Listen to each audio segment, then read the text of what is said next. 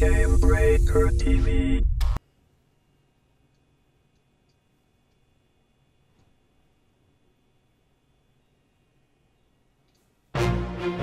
You are watching the first and longest running new media broadcast for Star Wars The Old Republic.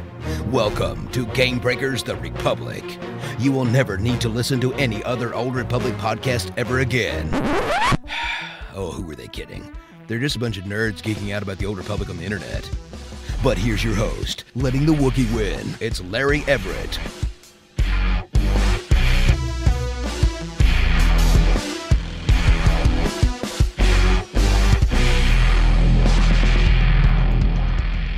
Hey everybody, this is The Republic and I am Larry Everett, and today is, well actually today is the 23rd of October, but you're probably watching this on the 24th of October, and some really big news from Star Wars The Old Republic was revealed this morning, and that is why we couldn't record last night. So we're doing this recording now, which is the 23rd, to air it when you're watching it, which is the 24th in the morning. So again, I am Larry Everett. This is episode 190, and I have a lot of guests with me today. I have 3 guests. I'm going to introduce those guys first. They are from Carillion Run Radio, and from Pretty Little Sith, I have Heather. How's it going, Heather? Oh, pretty good. I will tell you much more about that later. But yeah, hi guys. Thanks for watching. And also from the Utini Cast and just Twitch fame, we have REDNA. How's it going, REDNA? Going well. Hoping to keep the rants to a minimum this week. No, please. No bring more, promise on that, though. All right. Good. And then I also have, I guess, from the internet and from Twitter, I have my friend Kyle, who is also a player of Star Wars The Old Republic. How's it going, Kyle? All right. He's from Texas. Forgive him. So we have a pretty big show today. We have some news. I guess the top story is a press junket that I attended with BioWare employees and developers. I also want to talk about some of the Cantina Craw controversy that happened, almost right after the show last week, and also some SWTOR drops. They gave us a whole bunch of stuff about Halloween and things along that line. So first, let's talk about this top story. If you haven't read it, on Massively, I did an interview with James Olin, with Charles Boyd, and with Bruce McLean. If you don't know who those guys are, let's see. Bruce McLean is the producer of Star Wars The Old Republic, so he pretty much is in charge of everything that you see in the game itself. And we also had Charles Boyd, who was originally the writer of the Trooper story, and he is now the lead writer, and he is also the main writer for the new expansion for Shadow of Revan, sorry. And then James Olin, who is the game director, and he's the studio game director. What he does is he pretty much heads up the vision and everything that happens for the games that the studios are doing, which right now there's 2 games. There's Star Wars The Old Republic and there's Shadow Realms, and he got on there. And James Olin has been with BioWare since forever. I think Baldur's Gate was his first game, and so he was there with Baldur's Gate 2. He was there with Neverwinter Nights, and of course Knights of the Old Republic. So yeah, he's been with BioWare forever, almost inception, really. When was BioWare founded? That's a good question. Was it 98? When was Baldur's Gate come out? Was it 96 something like that? It's been a long time. It didn't really, for me. 1995 and Edmonton. 95. There we go. I was close. I said 96. So Charles Boyd, you say he did the Trooper storyline. So fair warning, people that are big fans of the Trooper storyline I've always been a huge proponent. Different classes appeal to different people. If you're a Trooper fan, you're gonna love the expansion. Well, I'm leveling a trooper right now, and so far I like the story, so yay. So you're playing Mass Effect 2? I mean, I've never played Mass Effect any of the games, so. well, now you're playing Mass Effect 2. Now you're playing Mass Effect. That's what the Trooper story is. No, it's not. It's actually different. It's more than that, but there are structural similarities. Yeah. So what we talked about, just to give you an overview of the interview, although I do recommend that you go there and read it because we're not going to hit on everything. In fact, we just can't. Otherwise, we'd be here for days trying to hit on everything. But just to give an overview, because of who I talked to mostly they were like story-related guys. So they're really the biggest, I guess, thrust of the point they wanted to get across is that this is like the cap on Revan's story, and the idea is that once this storyline is over, what this allows them to do. My initial thought when they said, I'll be quite frank, my initial thought when they said that this is the last chapter of Revan, or this is the cap on Revan's story, is I thought, oh, well, is this the end of Star Wars: The Old Republic? But they said no. What this does is they said what this allows is for more stories to come, because they have all these ideas, and the best way for them to be able to move forward is to put an end to the Revan story. So what they're saying is they can finally get all the Revan fanboys to be quiet so they can tell their other stories. That's exactly not what they said. No, that's totally what they said. That's how it is for me. I was gonna say, I mean, Revan doesn't end this game. Revan has been a trivial issue in this game, aside from the heritage in other games. There are much bigger issues to be addressed that still exist within the game, that there's a lot of storytelling to come. The least of which is the Emperor himself, which obviously, it doesn't sound from anything we've heard like he's any kind of opponent right now. No, he's got nothing to do with this, I'm sure. Well, he'll be tied in. Yeah, well, one of the things now, this is an interesting point. Now I'll go ahead and throw this out to you guys as well.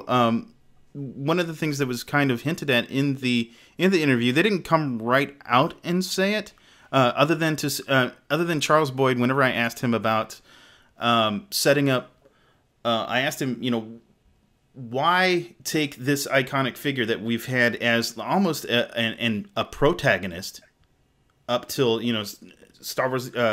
Up until the Imperial side of Star Wars: The Old Republic, he was a protagonist.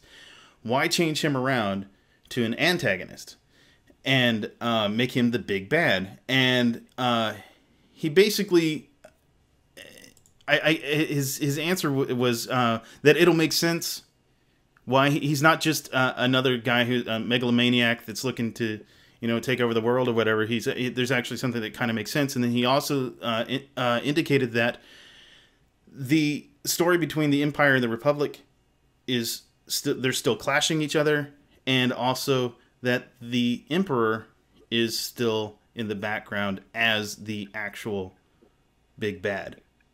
What do you guys think of? And I know, Red, you play on Republic side, Heather, Imperial side, Kyle, I don't know, you play on everything. I play. Hey man, I am a pretty pub, and you guys are icky imps. What do you got? What do you think? Balanced human being. What do you think of? What do you think of this idea of the Emperor being the big bad after Shadow of Revan has ended? I guess it doesn't change exactly much. Where I know. Okay, let me, from an Imperial perspective, let me ask Heather, how does that feel to you? That the guy that was, pretty much who you were fighting for on the Imperial side is now the big bad. Well, I know we're on the bad guy side, so I mean, I don't really mind that happening. He's now your big, like, he's your main enemy now, not the Republic anymore. It's obviously, what I mean? Like everyone's enemy. He's everyone's enemy. Yeah. So how does that sit with you? Is that a good story choice, or are we looking at, wow, that's kind of weird? What are you thinking? I mean, good. I mean, I'd like to see how the Empire reacts to the Emperor, because this is supposed to be someone that that is their leader. So I'd like to see what creative story writing that they come up with. We do have, we do have Charles Boyd, and we do have. It was mentioned, and I mentioned this in the article, that Alexander Freed is writing part. Who's the guy that did the Agent story, one of my favorite, and he is one of the main writers as far as the class stories are concerned for Shadow of Revan. So we definitely have a good chance of there being amazing stories here. Now, how does that set with you, Kyle? So, go ahead. I just finished yesterday leveling another Sith warrior. So now I've got a dark side Sith warrior and a light side Sith warrior. And having now done the light side version, rather, this fits very well to me because I kind of took the tack with this playthrough of fighting, for honor and those sorts of things. And also having two agents, the Sith can go screw themselves. Am I allowed to say that here? Sure. Okay. We've said worse. Down. Okay, good. Oh, that's right. So the thing is that, and having played, I've played all the stories, most of them a couple of times. The Emperor is a bad guy, and if the other Sith knew what he was really up to, they wouldn't be on board either. Well, spoiler alert. What's he really up to? Well, Go ahead. The game's been out for what? Yeah, 3 so it's years now? yeah. We can talk about the Jedi this. Knight storyline. He literally wants to eliminate all life in the galaxy. Yeah, I was gonna step in and self-promote. We just did with the Teeny Cast. It'll be episode 172, I think. Yeah, go ahead. A huge review of all of Revan's history, which is very closely tied into the Emperor, particularly what has happened since the previous games and this one. They've been intimately entwined, literally, for 300 years. The origins of the Emperor purely dictate, well, first off, as an Inquisitor, right? Because I've done all of the Imperial stories twice, other than the Agent and the Bounty Hunter, so at least I've gotten the Sith ones down pretty successfully. I feel like actually the Warrior story is the only one that actually ties the closest to the Emperor, because he's supposed to be kind of bonded to him. Whereas the Inquisitor, I could totally see the Inquisitor being ready to take down the Emperor, and really the rest of the Sith Society ought to be willing to do so anyway, because their whole purpose is to be garnering power for themselves. And they've got this one serious ceiling that they can't get past until they remove him. Further, self-motivation, if you want the spoiler, the reason that the Emperor is immortal, and the reason that he has his own agenda, is because ultimately he wants to wipe out all life in the galaxy. So, pub or imp, you don't want it. Although I will admit that in general with MMOs, I am kind of tired of the trope of there is this greater evil that both factions must temporarily put aside their differences and fight. WoW does it every 2 years.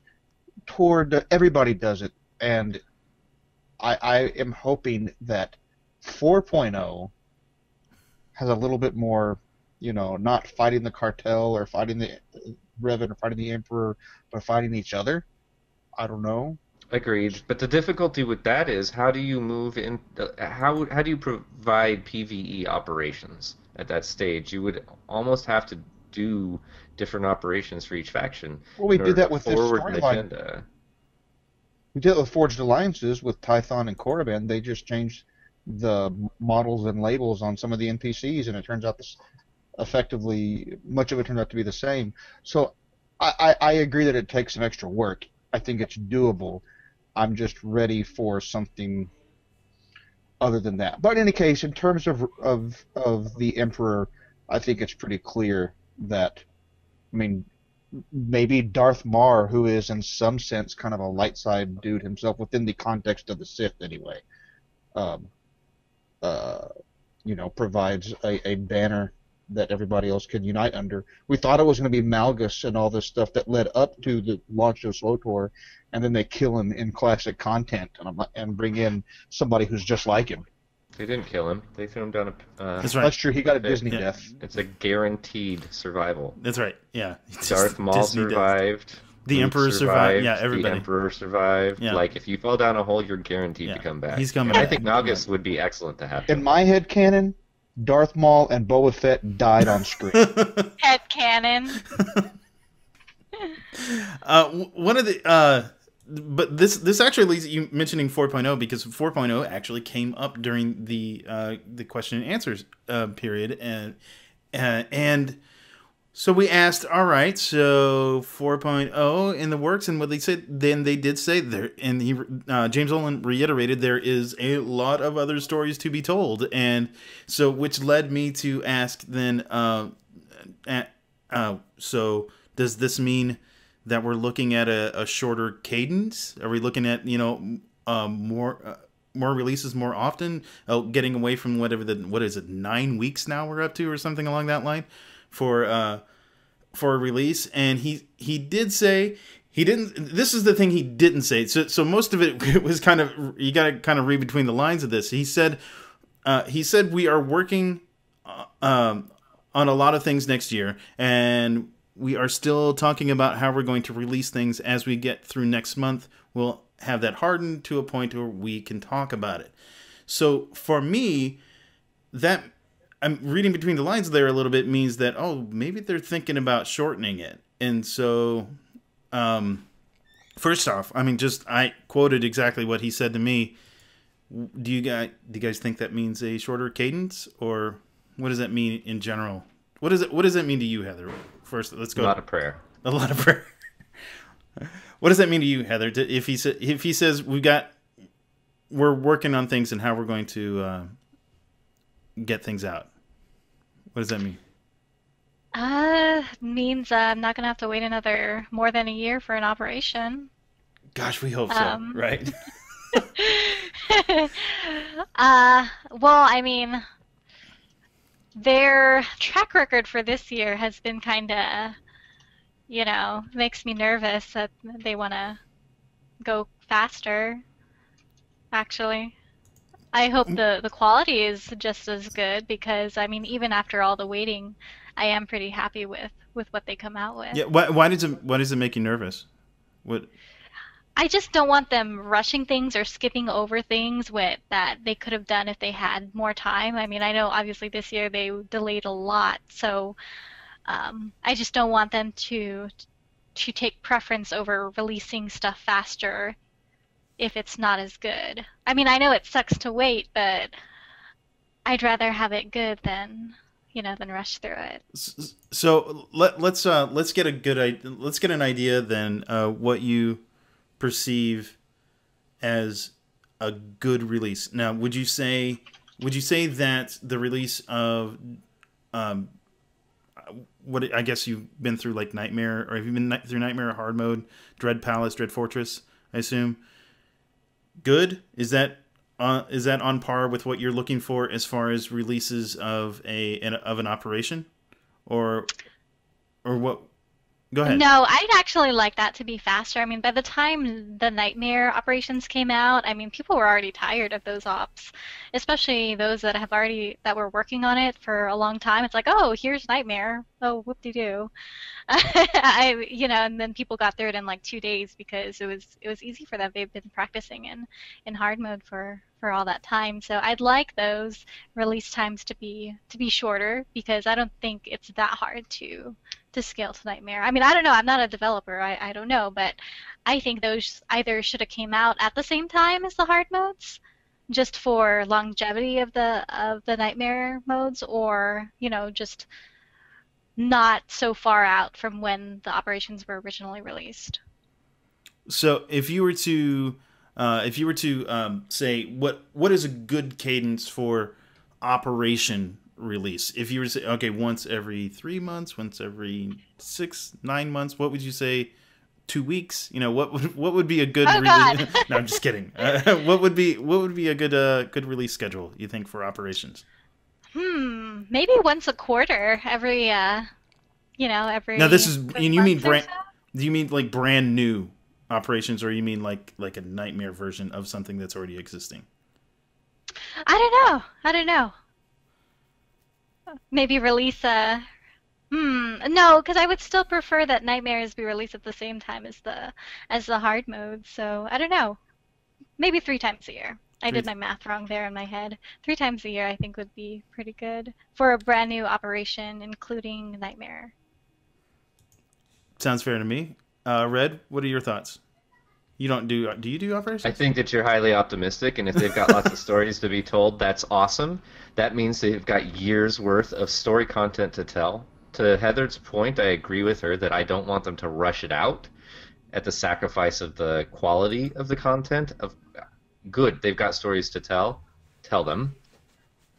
Hopefully they tell them beyond just operations. Hopefully we get, more than, hopefully we get new hard modes. That's content that didn't come out before the expansion. So flashpoints. Beyond that, I think that anybody who thinks that there's going to be more than 2 operations in the next year is optimistic. I thought you were going to say something else about me.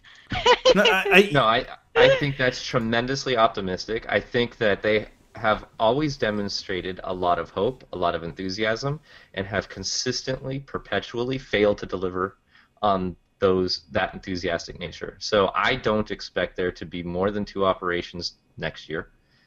In fact, since they're launching with 2, I don't think that there's going to be more than 1 more operation. And there won't be Nightmare content with the expansion. They'll wait 3 to 4 months before that comes out, and then they might release 1 more operation, and then they'll wait until perhaps December to give you the Nightmare mode. That's the most you're going to get for operations. As for PvP, I know they said at a community cantina previously that they're working on a new map mode, although they recently said, okay, they don't actually know what mode. They're working on a map, maybe. So apparently they're working on something for PvP. They've also got some magic bullet that's going to be better than cross-server queues, which doesn't exist. I'm sorry. I've been talking with everybody and anybody, and there's just no form of that to function. They have no notion of what the PvP community wants, and unfortunately the community team has no ability to communicate what the community wants to their developers because they don't even understand the words coming out of our mouths, and they don't communicate with us in any honesty or reliability. So, yeah. I expect that the cadence of content being released will continue at its current pace, probably slowing down continuously as it has been. I like how you answered the question and then you just went off about everything else and then you ended. I was content. He didn't ask about operations. He asked about content. I addressed I did. Content other than GSF, but GSF is flat out not being worked on right now. We know that for a fact. And the only content that they said they were going to give us this year, the last we heard, they put it on the shelf indefinitely, and no, nothing's being worked on GSF. So there you go. Your 4 forms of content. Kyle, during the whole time that Red was talking, Kyle was making faces. I like making faces. I like seeing my beard move. What was on your mind? Because obviously you were thinking about something hard. Go ahead. Oh well, first of all, I was like, whoa, I'm not gonna make all those comments. I will say, I did say on Twitter the other day, whatever BioWare is paying Eric Musco and his folks, it's not enough to put up with some of the personal crap. I'm not talking about their, quality of their jobs or whatever. But in any case, well, first of all, so clearly Heather is a more hardcore gamer than I am, which is not entirely surprising to me. I feel like, first of all, I agree that I think you're reading too much into the quote, at least as the quote is, as I've seen it so far, of, they have a lot more stories to tell. I don't think that says anything about cadence. I think that just means... I asked them about cadence. I specifically asked them. And they said, we're working on how we're going to talk about it and blah, blah, blah. I would rather have... So for me, content, and I'm sure this is true for everybody else too, I shouldn't sound exclusive with this, is far more than just operations. I play some operations, but most of that is story mode and occasionally hard mode, progression mode stuff I don't have time for anymore. When they add a new set of dailies, where they add, the conquest system or things like that, that's new content. And I think, in general, having, one big dot release, 3.1, 3.2, every 2 or 3 months is good. Not all of those are going to have new operations, though I hope that they do a better job of keeping up with max level hard mode flashpoints. Those are way easier for different folks to get into than operations. It's a lot easier to get a 4-person group of a tank, a healer, and 2 DPS than it is to get, like now, we're back to 16-man group finder. And that's going to be tougher for pugs and for people who don't have a guild or have a small guild. So those sorts of things, I hope they do it, every couple of months. But I agree with Heather largely that I would, and Red, that I would not like to see them sacrifice too much on quality. I mean, as somebody who comes from a technical background and does a lot of software development, there's always this trade-off, right, between quality and speed, like there is in a lot of other areas. And I think that they could certainly go to, one extreme. But every time I see an MMO say, we're going to speed up the cadence and we're going to start bringing you stuff every 3 to 4 weeks, it always ends up, after a couple of updates, terrible. Isn't that what ESO and WildStar were doing? Like, we're going to release content. Does everybody remember when Star Wars Galaxies did that? And EVE Online has this increased cadence now, and it's just, it never works out. It always goes bad. And believe me, people will forgive a patch that comes out a week later than originally planned. But they're not going to forgive having all their stuff disappear from their bank or logging in and suddenly they can't talk to their friends for a week because they got accidentally muted or all kinds of odd bugs. So, no, I would rather have something that's right. If you don't have time to do it right the first time, when are you going to have time to fix it? All right. That's why for the super secret project that they released this year, because they seem to be doing, unpaid expansions, whatever, rather than genuine content, I would actually like them to go through and focus on quality of life improvements. I want to see UI improvements. I want to see dot tracking and hot tracking. I want to see, just all of these things because the game is in great position. As negative as I am about content release, I don't need them to speed that up if they can actually spend time making sure that the bugs and the quality of life things are addressed. Multi-spec with a gear changer, and saved bars between disciplines. God, that would be nice. Things like this would be amazing, and they would be quality of life changes that when people hear about it would think, oh, well, that's no big deal, except that when you actually get it into the game, it will be tremendously impactful on the average gamer and make life easier for everybody. That's what I would really like to see. And then, and because of this new established discipline system, my hope and my prayer, and we won't know until it actually occurs, but I would like to see regular class balancing on a very frequent basis.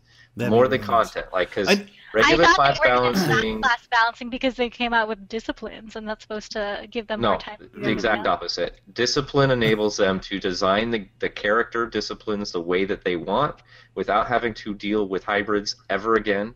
Yeah. And then when balance issues arise, they only need to change within that discipline.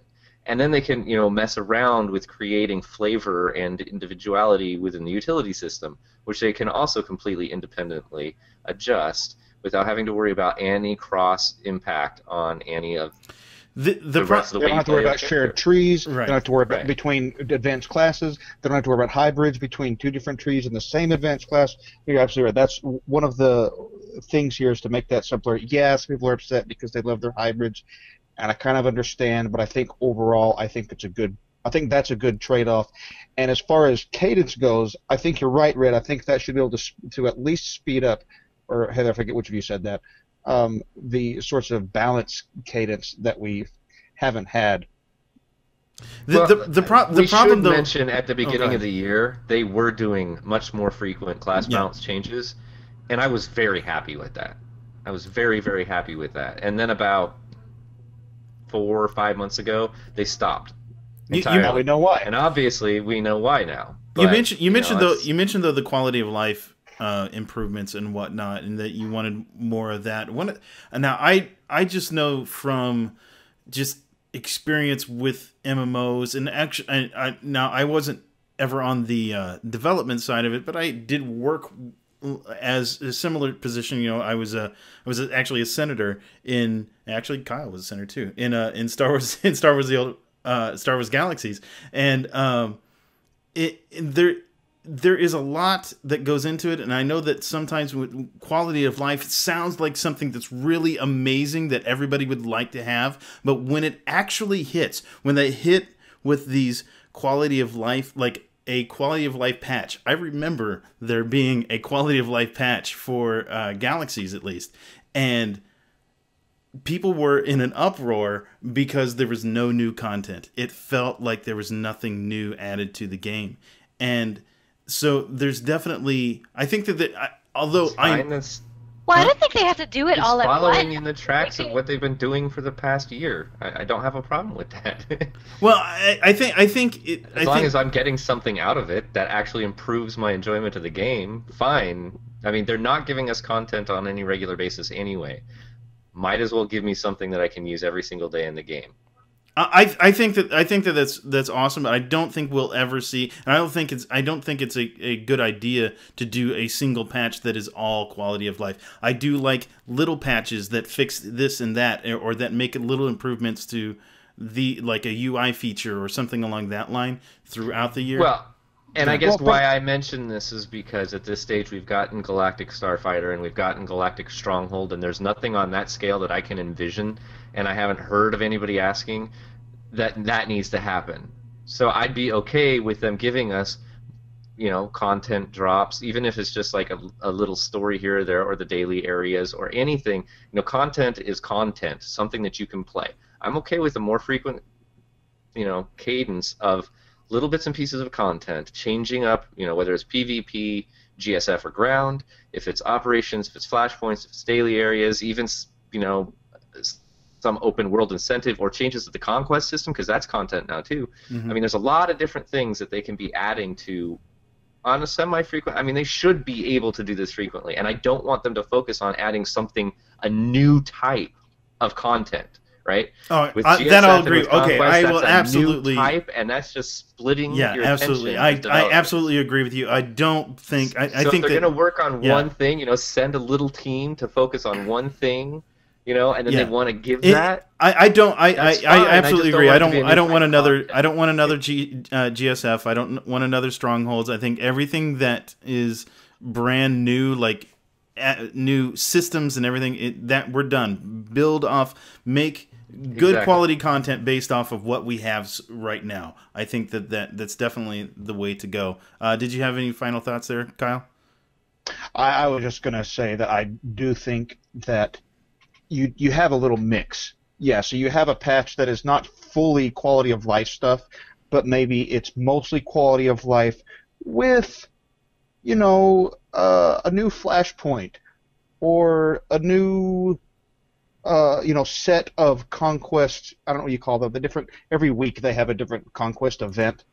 So add three or four different ones of those. You know, bring back the Gree event and the Rat Ghoul event a little bit more often. The last time I had the Rat Ghoul event was literally I was in Las Vegas all that week from Monday through Monday, and I couldn't play at all because I was working all week. So any of these events should be freaking 2 weeks. But actually, you lead into an excellent point. Why not just release it with a new event? We've only got 3. Sure. A new event would be excellent new content that you could put in with a huge UI improvement on everything else. But I will agree with you, every single freaking event should last 2 weeks, minimum. 1 week is not enough. And please, the double XP weekends, they've got to go. Some people have to work over the weekends. Do double XP week. I think that's fair. Yeah. Well, although right now with the 12x XP stuff, man, I don't know if I'm ever going to level another character until they add. That's true, but do you know how many new people are coming in? I mean, I think that's great. Yeah. In the past 2 weeks, I've personally gotten 22 new people to buy the expansion and sub up, and I know that because it's happened on my refer a friend link. and that only goes ding when they sub. So there's a lot of people, that are just getting in, and yeah, they're going to be able to get a few characters with this 12 times XP. I might not benefit from the double XP, but I can feel the pain of others that aren't playing like I am, where I'm going to have, all 16 advanced classes at the end of this. Did you have any final thoughts there, Heather? About this? About cadence or anything? About UI changes? Whatever we hit on. No, I like what Kyle said with, just releasing a little something with the quality of life updates. So I like that. I mean, that would keep people that aren't so worried about quality of life stuff. I think that would keep them happy. Even though I think people would be happy with that kind of stuff, with those kind of things, I don't think they notice that they're happy. Like they're just like, oh my god, there's no flashpoint, there's nothing, but then they're happy about it anyway, but then they still complain. Because when it comes down to it, MMO players are going to complain no matter what. That's really what it boils down to. The next thing I want to talk about, and it's kind of already been revealed, actually. Gadog Teague on the Unnamed SWTOR podcast was at the community cantina and was talking to Bruce McLean, who's the producer, and I guess Bruce was a little drunk, who knows, let something slip. He talked about a new player species. He mentioned Togruta, and he said, and I won't be able to imitate exactly how he said it, because how he said it was kind of funny too, because he said, what? Like, he was surprised. What? You heard that at a community cantina? So he said, and he goes, now, he said, in the past, now that we're past the period of silence around story and trying to be secretive about the Shadow of Revan, we want to lead back into the community cantina as an opportunity to tease things that are coming, which I want to get into more of that in the next topic. And then he also said, right now, we are working on Togruta as a playable species. We don't know what the timing will be for that. It's not an expansion feature. It's a cartel market feature. Therefore, in terms of priority, our priority is Shadow of Revan. So, confirmed. In fact, Charles Boyd said, I didn't put it in the article, but Charles Boyd said, you can put a confirmed stamp on that. It was his exact quote. So, it is confirmed. We are getting Togruta. Thoughts? My thought is that calling it unconfirmed, that's kind of like closing it's not exactly the same, but it's not unlike closing the barn door after the horse was already gotten out. Everybody knew. There's been a ton of discussion about it. And you're like, well, it wasn't confirmed. Just one of our staff said so at a completely public event. Okay, good enough for me. Well, they didn't talk about it. That was the big thing for me. It's like, why aren't they talking about this? This is huge. This is a big thing. And honestly, they don't market anything. It's because they don't listen to podcasts. That's why. That's probably why. Well, oh. So the thing is that I'm it's just kidding. fine. No, you're not. I don't understand. When I was at the Dallas community event, was that 2013? I think so. Anyway, the thing was that they told us that was right. Just right as after... Kyle said that, he got like 4 new gray hairs. Yeah. That was 2013 was just last year. I mean, it's not that long. Yeah, but I'm thinking. Sorry, it just seems like it shouldn't be like over a year ago. It seems like it just happened. Anyway, they were like, that was just after the, what do they call it, Cathari release. And they were like, yeah, that was so successful that, like, literally the day after that released, we had a meeting about what's the next species to add. And I was like, sweet, we're going to be having like 2 why species was that a so year. long ago? And they're just now getting up. It's not even ready yet. It's going to be over a year and a half at a minimum from that last species to this one. So...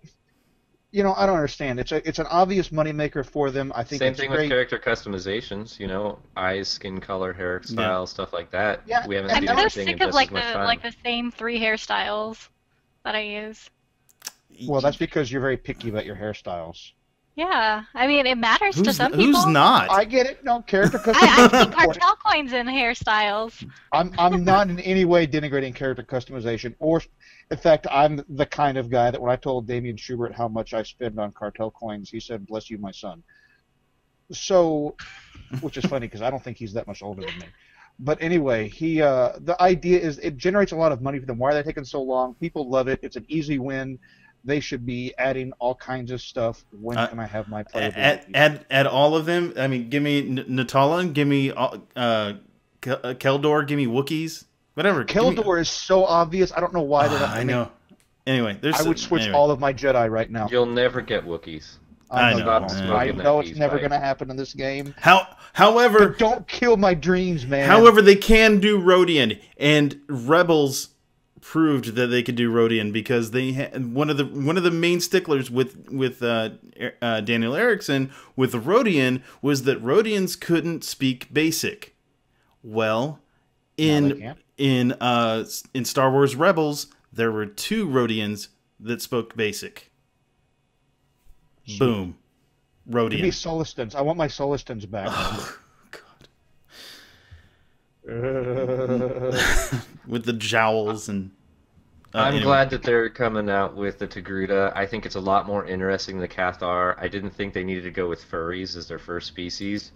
I bought it off of the GTN because they said if it was successful, then they'd do more. So that's why I got it. I was completely uninterested in the Cathar. This is at least more interesting, and I think it's going to be a lot more successful because of Ahsoka from Clone Wars. Yeah.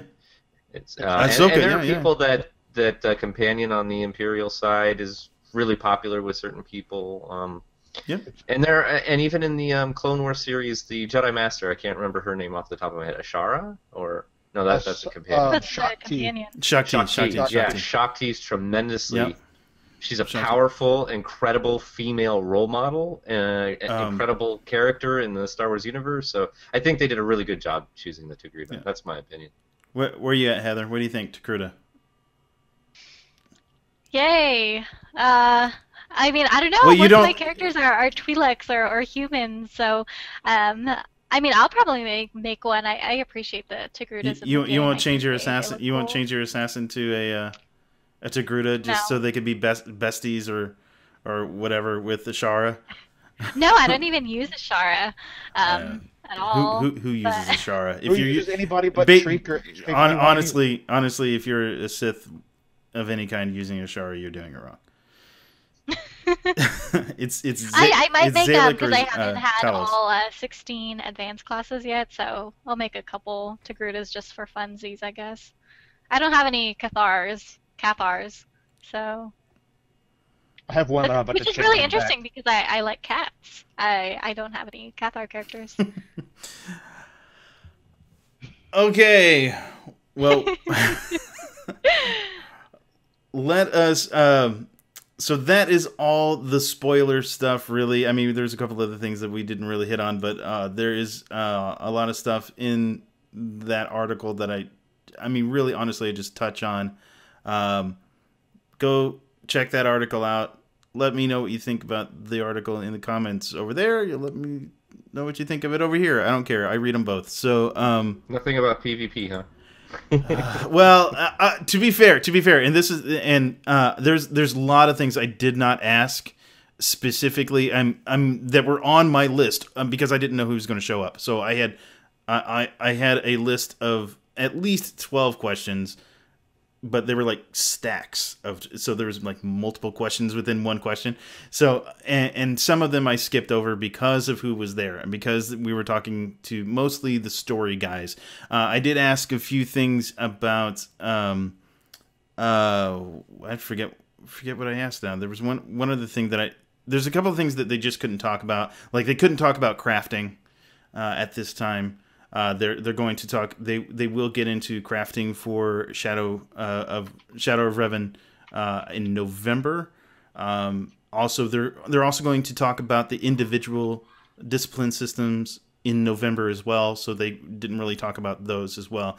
So overall, I mean, it was just basically the idea behind the meeting was to get an overview of what Shaddoe of Revan was about, why they made those changes, and I think the biggest thing that I took away from it was that they're kind of rounding things off so they can make bigger and better things. So they want to they're not slowing down. That was the biggest thing that they really said, is they're not slowing down. They're speeding up, and that was from James Olin. He said that the did I have it here? Well, he said that SWTOR has been very successful, which to me, the way he projected that meant, that he was that it was more successful than maybe what people are thinking it is, or how it's being perceived. But it's very successful, and that the plans that they have are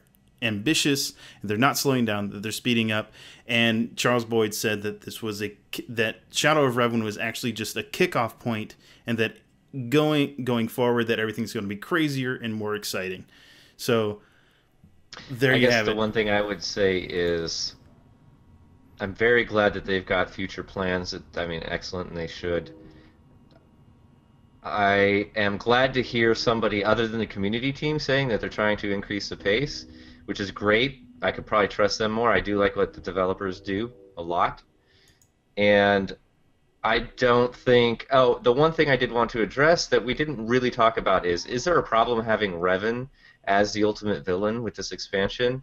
I have zero problem with it.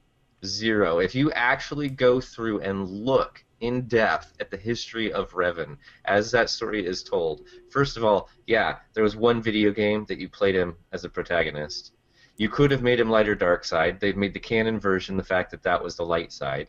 But at the end of the day, he was originally a guy who went and fought Mandos, and then went to the Empire and got he failed miserably, got converted and sent back at the Republic, failed at that, got his mind wiped, and then got sent back, and it's like his life has actually, if you've read the book, essentially Revan's life has been a series of failures. He's not a successful hero in any way, shape, or form. Yeah. And so I'm totally okay with the next chapter him being, trying some kind of galactic dominant attempt in one way or form or the other. Republic and Empire can go both against him and wipe him out because he's going to fail one more time. Yeah, actually, he's failed so many times that he has to finish what he started because he hasn't finished anything. He hasn't finished it. So go ahead and play. When I know Utini, you mentioned earlier that Utini Cast actually was doing. Do you know a big historical thing? You just when is that airing? Do you know when that's airing? Tuesday. Yeah. I'm not sure what calendar. Let's see. That would be Tuesday, the 28th is when that's supposed to come out. Actually, it'll probably be really, really late Monday night for US because that's TO's date. Excellent. But check. Yeah, that should be good. It is spoilers. Most people, other than reading the book Revan, which actually we do cover some things that happen in Revan and some key points, but none of them are actually key plot points. So even if you do plan on reading the book, we're not going to ruin it. I would, even though it is a spoiler cast and there's a lot of additional information that comes out of it. How likely is it that you're going to go play KOTOR now if you haven't done it before? Yeah. How likely is it that you're going to go and read all the comic books? How likely is it that you're going to, this is not so spoilerific that it's going to ruin you for anything if you do want to do one of those things at some point. I really enjoyed the conversation. I went into it highly skeptical with having Revan as the antagonist with this expansion, and I came out of it realizing it is a very good natural progression, and I'm very interested to see what the story that BioWare has to tell. And BioWare tells good stories, no matter what problems you might have with them, and obviously I've got some issues right now. But they tell great stories, and I am now very excited with this expansion and what the story is going to be told to us. Yeah, catch that on Tuesday, utinicast.com. That'll be. I'm gonna listen to it. I can't wait to hear it. Sounds awesome. I do want to get to the next topic. We do have two more topics that we haven't even touched on yet, and one of them is actually hit one of us here really personally, and I think that there's a lot of things to discuss here, and unfortunately, I don't think we're going to get into everything that we could talk about. But basically, what happened is that the community cantina, what originally Courtney Woods was asked in February. I want to say she was asked in February that about when are the dates for the community cantina? She was asked on a live stream, and she then followed that up the next day with projected dates of when they were going to have these community cantinas. Every single one of them up to that point had been on target for each one of those days. And then 3 weeks out from the next cantina, which is in Las Vegas, let's clarify every single date for all of history for this video game, and every cantina ever has been in the ranges they've published. Yeah.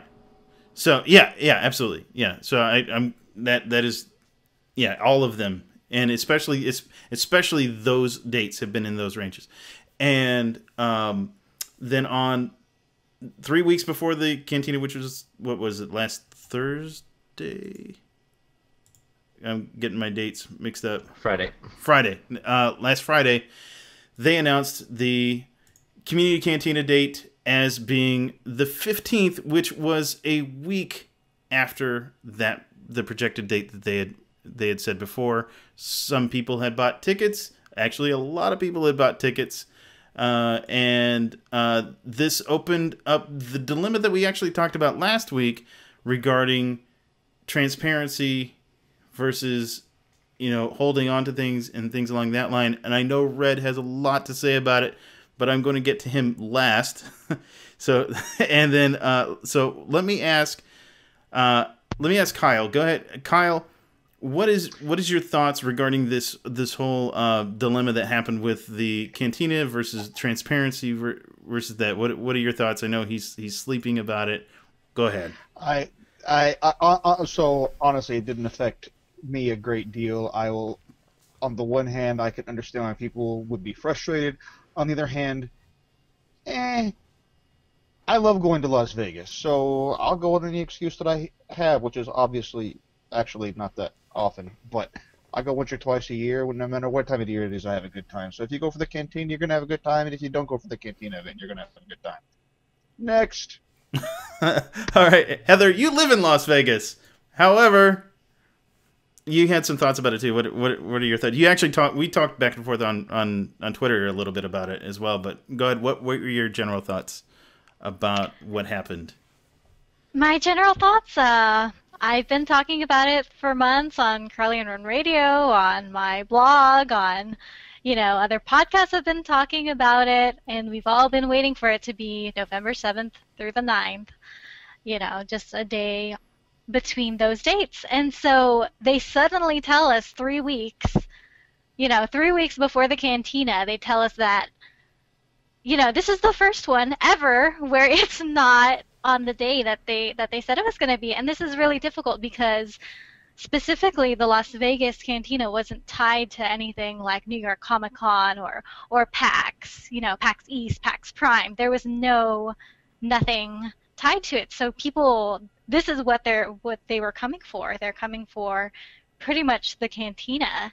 And for them, how, when did they make those reservations at Mandalay Bay? I know. I read the blog post saying where it's at. I mean, how far in advance did they do this? Were they holding on to this information? Was it really that last minute? I mean, God, I wouldn't, try and schedule something 3 weeks ahead for something like this. I mean, if I had told people that it was going to be on this specific time frame for, since February, I would sure as hell be scheduling this thing, as soon as I can. Do you think that they okay, so especially when I mean, isn't that their job to know that, right, that all these people in the community, these guilds that are meeting up in Vegas because there's not, another event going on, all these people that I specifically told to come visit me because right, I live here and I am someone in the SWTOR community. Do you think that they, since they projected it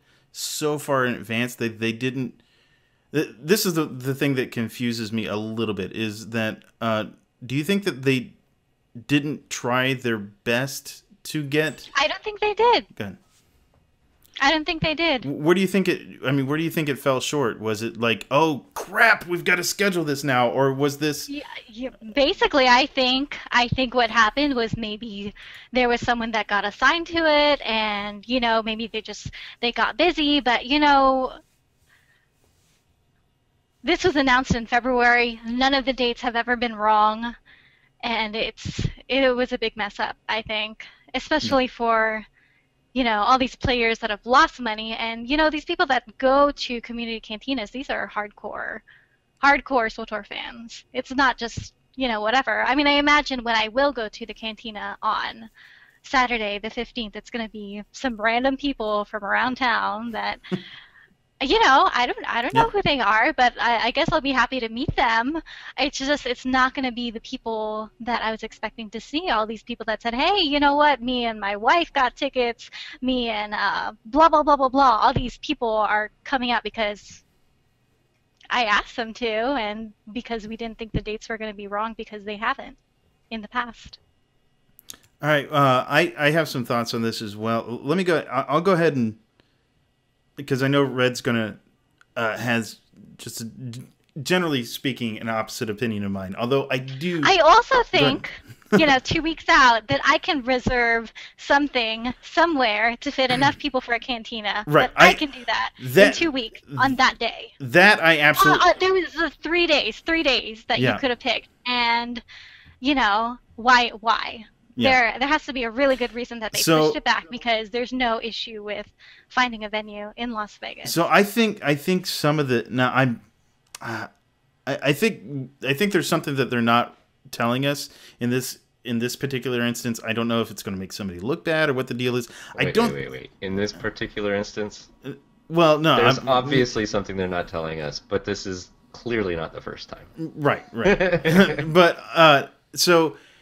At any rate, I think that so my general opinion of it is I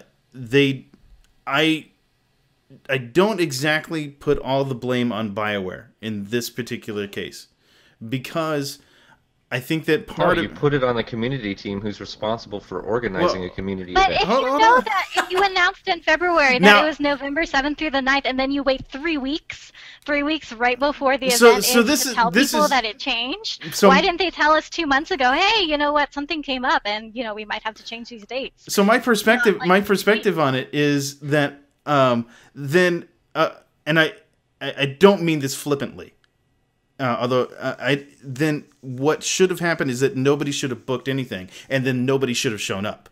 It should have been more of a failure for BioWare, because they didn't do it right, because they didn't schedule it far enough in advance. There's a couple mistakes here. There's one, not scheduling it. Not scheduling it in time. I mean, I don't know if it's the venue that was an issue, but also not even communicating that there might be an issue. People, I mean, how long have they... I know I just said this, but how long have they known that the date was going to change? I don't think, 3 weeks right before it's going to happen. 3 weeks before. They didn't know until they said it, because nobody gave a damn to schedule it until 3 weeks in advance, and realized, oh, we can't even get the plane tickets for the people that we don't even know, because they did say they hadn't even talked to the people that they wanted to go there and let them know.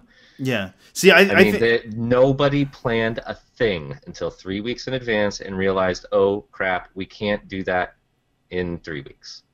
And that, which nobody else can who had that, which is why they had already bought their plane tickets. Right. And I think, and were I in that situation, but then I don't blame inexperience in this case, and I don't blame anybody that bought the tickets, because and quite frankly, use the tickets, go to Las Vegas, have your own cantina. It'll be amazing, because Vegas is amazing, right, Heather? Yes. See? So, but at any rate, I think that there is, then it should, and it is going to be, I honestly think this cantina is going to be a flop. This is going to be the biggest flop that they've ever had in a community cantina, because very few people are going to show up. In fact, Heather, I would honestly suggest that don't show up, because this is as far as the booking is concerned, absolutely this is a mistake on their part. And although I do like I think that they were honest right up front in saying, however, I do think they were honest right up front in saying that this is, these are subject to change. And until they nailed down the day and the time, the place, in my case, I wouldn't have bought the tickets. And if it was too late for me to buy the tickets, I wouldn't have gone. And that's, and so that, therefore, it would have been more, it would even more so be on BioWare, and I wouldn't be out any money or anything, quite frankly, and that's kind of where I stand. But go ahead. I know, Red, you've been holding on, and I appreciate you holding on, holding out there a little bit. Go ahead. What are your thoughts on this in general? I am really happy to announce to the SWTOR community that on November 8th, we will be holding an Utini Cantina. It is going to be awesome. We are really psyched. We've been talking about this for months and months and months. We have no intention of changing the plan last minute on you. If you scheduled ahead, we're sticking to it. And I can't wait to meet and talk to one of you. We've got swag that BioWare is buying off our enthusiasm.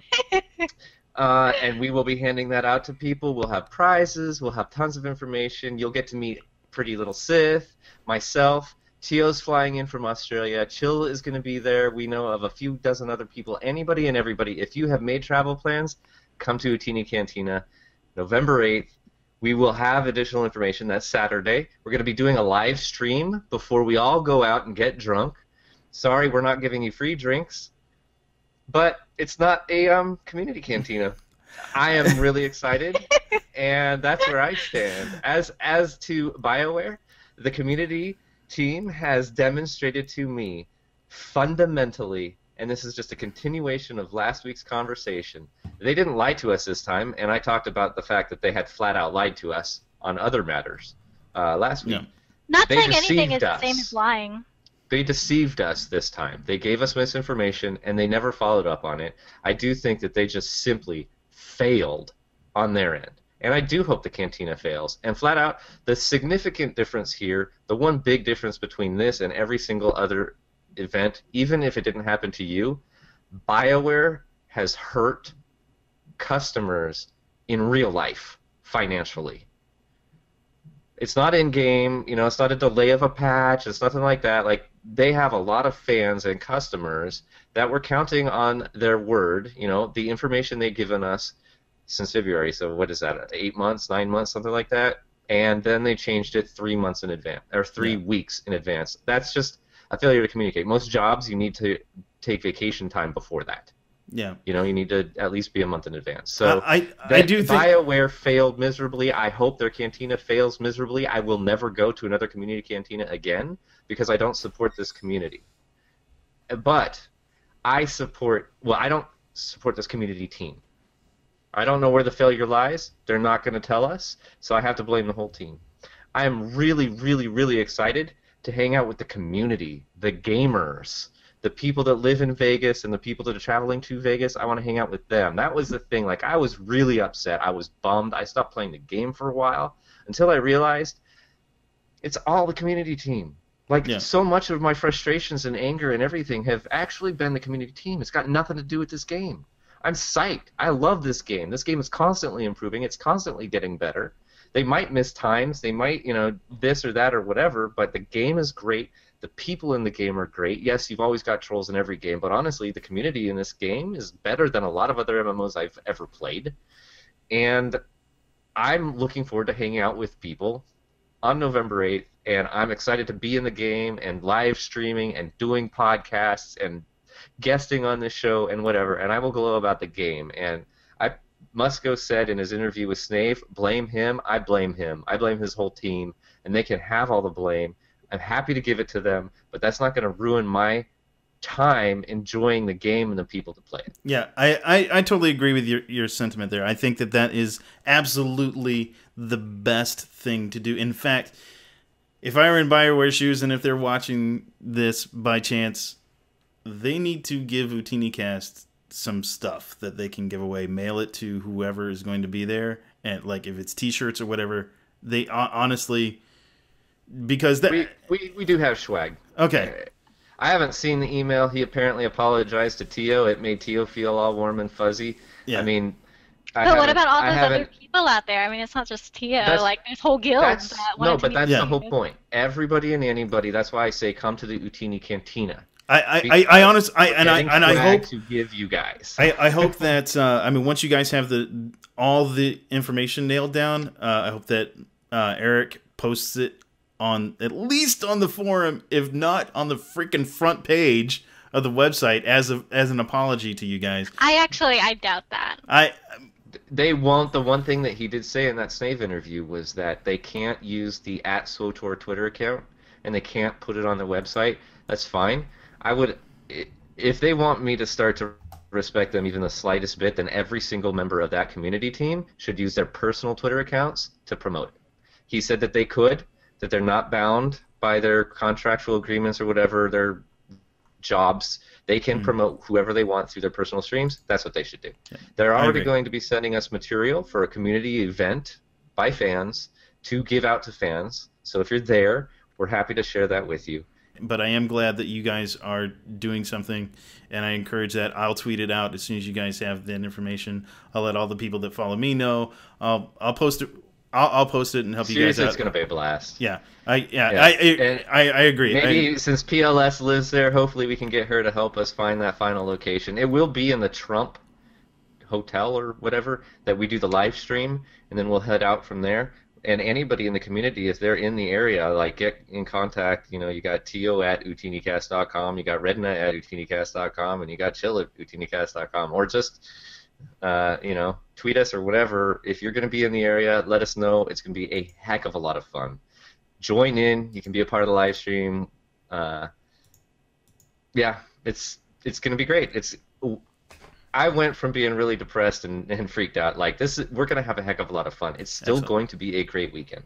I wonder if they're going to try and give us like teaser information, like the new playable race, the Togruta. That'd be cool. You should ask them. I'm joking. I think they should. There. I think they should give you something. I mean, anyway, they should do. Can I quote Snave? Just go ahead. Because he's been hanging out in our chat room a lot, or my stream a lot recently. Snave had a great quote. He thinks it's crazy. I think it's become normal. But it is rather remarkable that the community, the podcasters, the bloggers, anybody that's creating content around fan sites or whatever, or actual fan sites, not BioWare's definition of a fan site, the Republic, all of these places, they have the most consistent and reliable information that you can get about this game, 100%. Don't go to BioWare for that information. Go to these locations.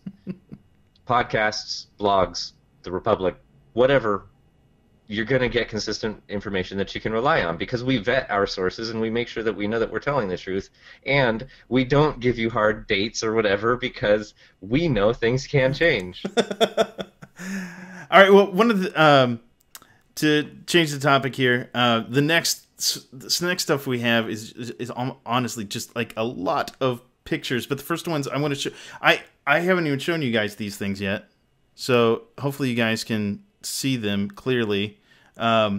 These are images from here, let me actually make it a little bit bigger there. These are images from Shadow of Revan. This is the instance that he showed me. Basically, he went through and what did he do? He was rescuing Theron Shan, is what basically is what Charles Boyd played. He rescued Theron Shan. Theron Shan got captured, and this is the character right here, the player character talking to Revan. Are you plugging your ears? It's not really working. Probably because the headphones are over my ears. he's trying because you don't want any spoilers. Spoiler alert. Yeah, well, this is all about spoilers, but it's not really. There's nothing really given away here. But there's these are just images from Shadow of Revan, as you can see. Theron Shan with his rooster hair. What the heck is up with his? I've always wondered this. What the heck is up with his hair? It is And a faux hawk. faux. Yeah. It's cool hair. You like it? It is really, really hip 2 years ago. Well, maybe that's when they designed it. Yeah, probably. When they started There he is again. designing it anyway. There he is again with his. I just want his jacket. That's what I want. We're getting it. Of course we are. We're getting. I'm just guessing. I don't know anything, but I'm assuming that the jacket and the whatever that the Sith woman wears. Yeah, we're getting that. The robe thing. Everybody's been talking about it, so I'm assuming that. You know what I want? I want a new character customization. I want Lana Benico. Is that her name? Yeah. I want her eyes. Her I want to eyes. be able to unlock her eyes. Yeah. Because she's got the freaking like black pupils, but then it's yellow around the eyes. Oh, and then right, it's right. red Okay, around yeah. that. Yeah. All right. Yeah. I know what you're Really talking about. I didn't want to let Cool. Revan keep her. It's actually That's very similar actually- to the Inquisitor that just got shown on the latest Rebels episode. Yes. Yeah. You know who has Very, that very actually? cool. The Zabraks actually have those eyes. Oh, do they? Yeah. Okay, well, I want them for my humans. There's- Because I do play more humans than anything. Yeah. Well, that is actually the Sith eyes, not whatever we get. That's the Sith eyes. The yellow with the red on the outside. That's more of a Sith eye. And my Sith actually has red eyes. But speaking of Sith, here's a Misasi. This is, and if you count them, we are definitely looking at an operation here. These are all player characters, Republic side, of course, because BioWare has a Republic bias now with Charles Boyd in charge. Did you just say Charles in charge? Charles in charge. That's right. I hate myself for that. Misasi. Well, maybe you shouldn't because you're making me hate myself for enjoying that show.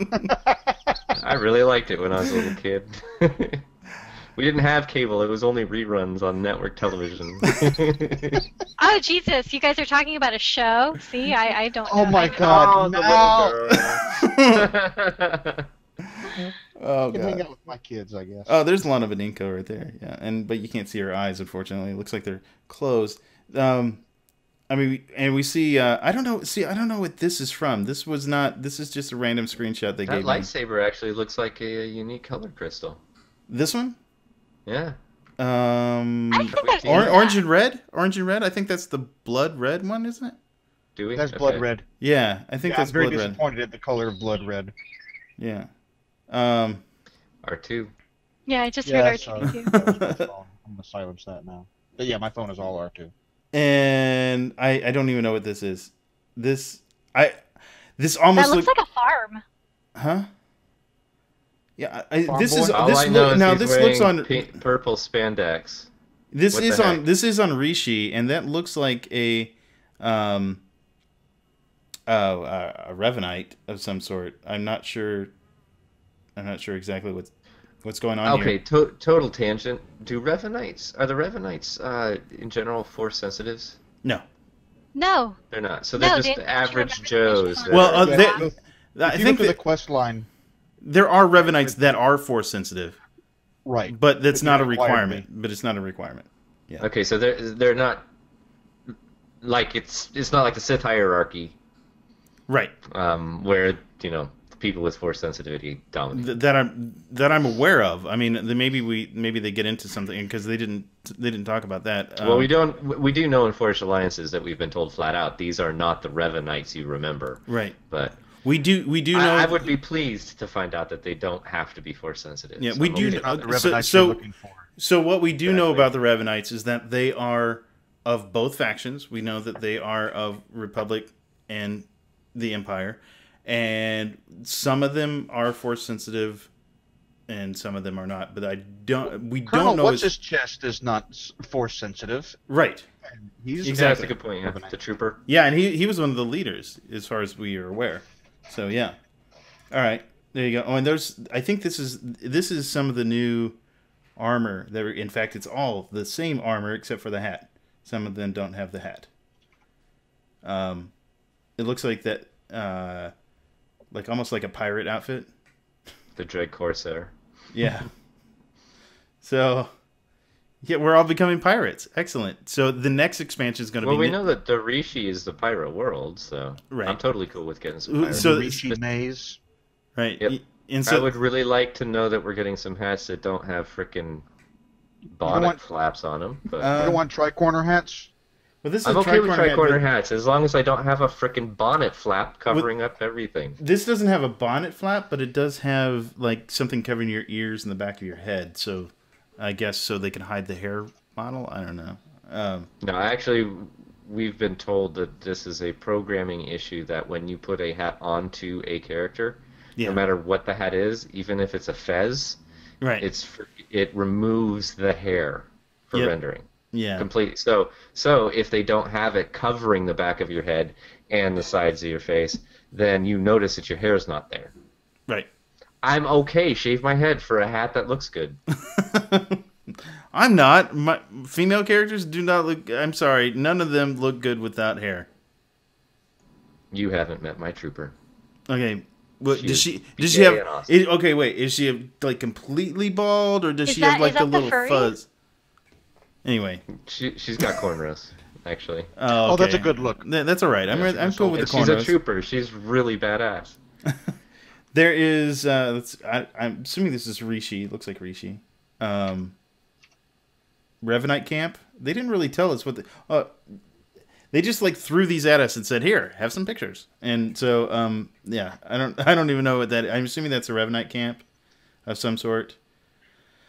Looks like the same place actually, because there's that ship again, and I think that's the last one. That looks like the player character with HK. Yep. And now we're back to the beginning. What are your thoughts? Very cool. Cool. Very, very cool. I'm liking Rishi. I really like the look of Rishi. Looks really, really cool. So were all of those art assets for Rishi? I mean, is Yavin going to be? No, a couple of them were on Yavin. Was it Masasi on Yavin? Yeah, the Masasi. Yavin. The Masasi. That's right. That's right. The Masasi were.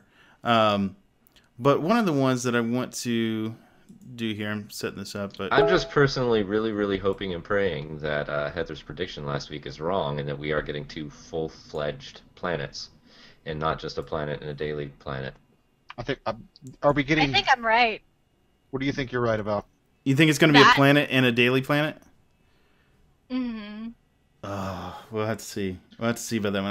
I hope you're wrong as well. Actually, I bet it's 2 daily planets. I bet it's like Oricon, EV198, and that's it. There you go. That would be I'd That be would be horrible.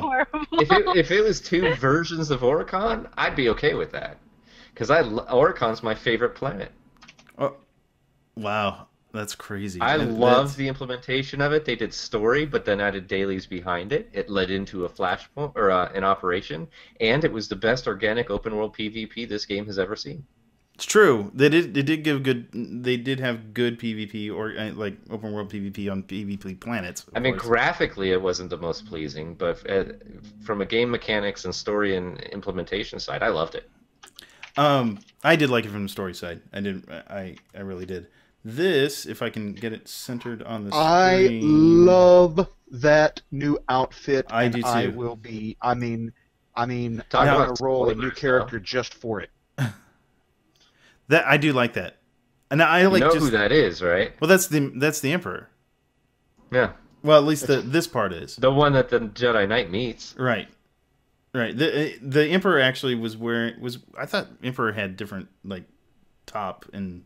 I don't care. It just But looks awesome, and I want it. the helmet is amazing. I'm all about the helmet. The rest of it's cool too. Well, the rest of it is just basically one of the Sith sorcerer outfits, actually, or Sith. I think the assassin had it as well. It's No, just the different. stuff. Actually, the ragged robes look a little bit more like Revan from behind, but inside that white texture, that's definitely new. Really? Okay, I have to. Well, I know the tech. I know that now. This helmet. Now, if you remember, we lost Red. No, it looks all red to me. I'll be right back. But no, this thing, and here I'll switch over to this video here, so everybody can see it. This right here was actually the Sith sorcerer, I believe, had it. There was over top of their head. There was actually feathers that came off of this, so you never saw the brain part. that was on there. Yeah, that was. Yeah. I think some of the original PvP gear, wasn't it? Right. Yeah. And as I recall, that changed when they changed the look of the Dread Masters because they used to look like Slipknot or something. Yeah. I like their old look better than the new like golden. But idol mask thing. I'm with you, Kyle.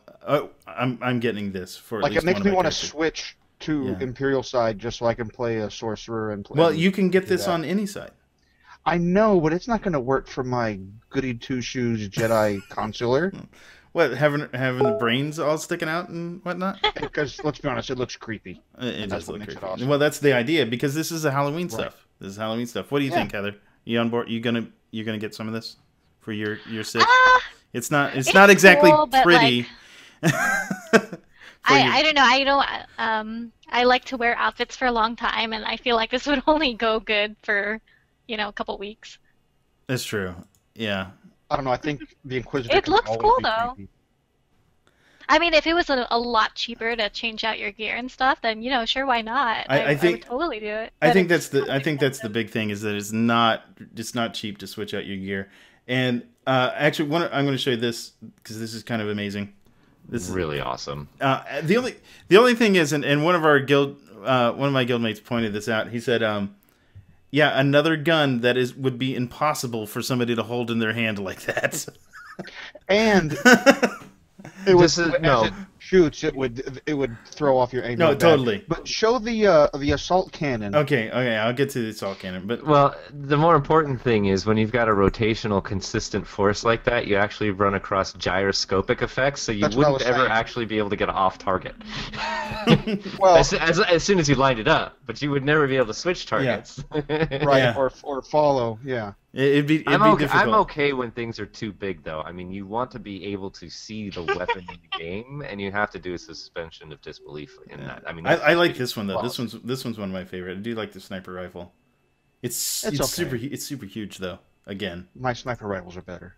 Well, but what Redna was saying, I mean, I don't want to get something if I can't see it anyway. it's true. Like for most of the double lightsabers, like we're gonna come up to the double lightsaber in just a second, but most of them I don't care about intricate details because the one I have has effects on the light. I think I'm gonna have to buy this one for my operative, even though like the operative never uses a gun. I might buy for my Vanguard. Yeah. The only thing is I don't like the color. I'm not into the green. That's okay. They'll have a recolor at the third fact. Oh, okay, good, excellent. I'm just saying. This that. is crazy. So that's the one that's getting all the discussion. And I admit that as much as I love assault cannons, I don't know what to think about it. Part of me is like, that's so awesome. Part of me is It's like, like, oh my god, really? You wanted a Gatling gun in your Gatling gun, so we're going to Gatling gun in your Gatling That's gun? right. Is that why you Gatling? I want a Gatling gun on my Gatling gun. Because who doesn't want more Gatling gun? right, because laser beams need a Gatling. They totally do. Right. I don't. Well, it's because they're not really lasers. They're blaster bolts. That's right. of They're plasma. Ionized Tabana gas. And so it's got to cool off the barrels in between. I can do this. I can make that work. Yeah, I would be totally okay with this if it actually shot from each individual barrel, but it doesn't. It's all going to come from the center of that lower barrel, and everything else, It's, That's very You true. just say That's true. suspension of disbelief. It's I'm okay with suspension of disbelief on size, and I'll dodge that but- next comment. I'm not saying nothing. But I have nothing to seriously, say. at least represent where the light comes from. I've been wanting this from so many of the weapons so far. Okay, on these, Okay, it so makes like he sense was because saying of the about- handguards. Look, that's like really big, and you can see that from far away. yeah. It's because of the pirate stuff. That looks like a pirate, Dude, handguard or whatever you call that. I am all over this. This one, all of my. Oh gosh, I wish all of them my can have console is all. gonna- my stage is going to get it. My Marauder's gonna have two of them. Your Marauder switches. No. This is gonna be Hilts. on my other Marauder. Because I now have two Marauders at level 55. Because thank you to 12x XP, I now I have two two Juggernauts because I See, hate there you go. Marauders. There you go. But I'm all over that. That is amazing, and I think that I think that this one's not too bad either. You on board with that one, Assassin? Yeah. Yeah. Yeah. What else? We also have now this one. I know there's one particular member in my guild that will love this. Can I guess? Is it who I think it is? Yeah. Okay. And the Trickster mount. I want it, actually. I didn't care for the Halloween stuff last year, but this actually just looks awesome. I guess Heather, Red, you into mounts? Is in these little nothing? I'm into mounts. We should totally mention that they frickin' remove the NPC limit if it's a non-interactable NPC. That's so BA awesome. Yes. So you can put all your pets down now. Oh my goodness, I'm yeah, absolutely. That's yeah. I was going to get into that whenever we talked about these guys right here. So do you have a zoo now? Totally have a zoo. Totally have a petting zoo. Am I the only one that thinks that the Rat Ghoul event is going to be back in November? There is a rumor. Well, with the new Rackling pets. Mm-hmm. Yeah, and it's perfect timing for it too. Rumors constantly occur. I would like to see it come back. 2 weeks. I mean, I agree with Kyle. 2 weeks. 2 weeks. Yeah, watch it again be a week that I have to travel on business. Because I have a week coming up. And lastly, these guys. And right same here. thing for Greed. The thing is, any of these events. What is that? So It's a skull or something. Then Any of the these one on events the that right- has a world boss, they need to have it for 2 weeks so that you can at least take down the world boss on the lockout timer twice. Yeah. the Thranta mask looks to me like the old Plague Doctor mask, and I suspect that's not accidental. You know what I'm talking about? If Plague you look Doctor? for Plague Doctor, during the time of the Black Plague, the Plague Doctors that walked around. Oh, okay. Mask. It looks Oh, really yeah. I know what you're talking about. Yes. Yeah. Yeah, This it is kinda not does. something that's actually in game. No, No, it's a toy that's coming with the thing, and I'm just wondering because I actually kind of want. I kind of went for through my- what I think.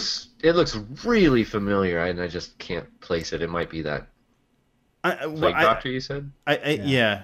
I think what they're gonna do here, it's just gonna be like those toys that fly around, like the recharge items. I think these are gonna be like regen items. That's my guess. And I they're guess just too, but or those kinds of things. I don't think it's necessarily going to be a regen item. It's probably more going to be like one of those when you can turn yourself into a hologram, or the Zerka crate. I think that's what those are. Zerka crate, that makes sense because it does say mask on it, but you Yeah. you said it was a toy, so Yeah. So I think it's going to be more lame. like that. It's fun stuff. I'm not going to buy one though. I don't think that's not on my. Yeah. my Not shopping gonna- list. It's on your shopping list? Mhm. All right. You can buy one for me then. All right, you bought me those pistols, so I owe you something. All right. I think that's all. Any That's all. well, we got a few. I mean, Dolphy has a whole bunch of other stuff. Honestly, anybody that doesn't visit Dolphy on a regular basis is playing the game wrong. Let's be honest. So Dolphy has a whole bunch of other stuff, including like the Architect Stronghold pack and the Imperial Essentials bundles for your Stronghold and the Republic Essentials for your Stronghold. So definitely go check those out on dolphy.net. And that's going to be it for this week. It was an amazing time. Glad to have you on, Kyle. If Thank you for letting me tag along as the non-well-known person here. Kyle, if you want to honestly follow Kyle on technoskald on the Twitters, and I tweet about more than just SWTOR because I also play D&D and stuff. But yeah, lots of fun. He's an avid Twitterer. That's not a word, but I just made it up. Tweeter. It's Tweeter. Yeah. Tweeter. you're tweeting, I think, at that terrible old car audio store. Anyway. Anyway, follow him on Twitter at technoskald. And if you want to see more of REDNA, you go to, you go to UtiniCast, which he's on every week. And you could also go to twitch.tv/R3DN4 for... he's a droid. You didn't know that? And you can also obviously follow him on Twitter at R3DN4 as well. But definitely go to his... Go ahead. I also really want to plug, I am doing Extra Life on Saturday, starting from 8 a.m. Eastern until 8 a.m. Eastern Sunday. And yeah, Extra Life, charity organization. You stream for 24 hours, video games, and try and raise donations that are going to be going to a local children's hospital. So. Which children's... Do you have a children's hospital locally? I decided to go into the dirty South and pick one. It's called the Palmetto Children's Hospital. It's in South Carolina. And there are a lot of health issues that children are facing in the area. Some pretty horrible stuff, actually. And it's part of the Children's Miracle Network. Yep. They are the Extra Life Foundation is partnered with a bunch of hospitals throughout the entire country. There are going to be a lot of people streaming on the same day. I mean, you don't have to follow mine. I would just say, hey, check out Twitch and look for live streams that are doing it for the Extra Life Foundation and donate some money to somebody. Absolutely. I mean, totally, I'd love you to do it for me, but just get in. You'll get to... The cool thing is, like, I'm not going to just do SWTOR. I'm going to probably do KOTOR, SWTOR, League of Legends, Hearthstone, maybe Smite, and then even suggestions from other people. I've got a good enough download speed that, like, if people want me to play something, I'll download it and try it out. But excellent. But the biggest thing is, like, surf around Twitch on Saturday, and if somebody says that they're an Extra Life stream, donate some money, help some kids in need. Absolutely, that's something I can get behind. Absolutely. And Heather, KrillianRun.com or KrillianRun.com. Catch her on Krillian Run Radio every other week, and also on PrettyLittleSith.com and Twitter, Heather_PLS, which doesn't stand for please. It's actually Pretty Little Sith. That's what PLS is. Heather, please. It's in capital letters. I don't know. I thought it was obvious. I guess I don't know. It's too late now, and Pretty Little Sith doesn't. That's right. It doesn't matter. It's awesome. It works. It works. All right. If for some reason you want to see more of me, you can catch me on Twitter at shaddoe SHADDOE. I'm also on hyperspacebeacon.com, and you can catch me every other week on Massively, the Hyperspace Beacon column. And then also catch me every single day on Gamebreaker TV, and every Thursday you can catch this show, although this isn't on Thursday today, but Thursdays in general, you can catch The Republic live at 6:30 PST, and we'll see you next week. Bye-bye. Oh, I know how BioWare management team could make me happy. I know how they could do it. Put in a little astromech droid and name it R3DN4. There you go. My last note. Done. My note of the night. All right. Thanks, y'all. I'm headed to bed.